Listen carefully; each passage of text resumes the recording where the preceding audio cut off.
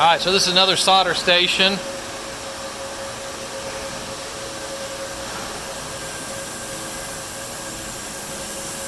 All right, tell me how it works. All right, so these coils would feed in rings. You'd feed the coils from the back side, the rings would come down. It would go around, the little tool holders would flip them around.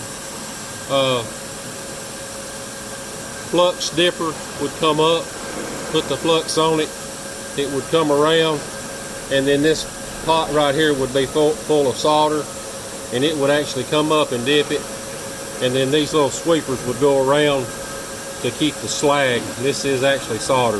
This whole pot would come up, and these little sweepers would come around and just keep the fresh solder on top. It would go around, it would come over to this station. At this station here it would stop, these would come up. There again, we're reading the values, good or bad, on our coils. If it was good, obviously it wouldn't have good then. If it was bad, it was scrap. Then start over again. That's correct. All right.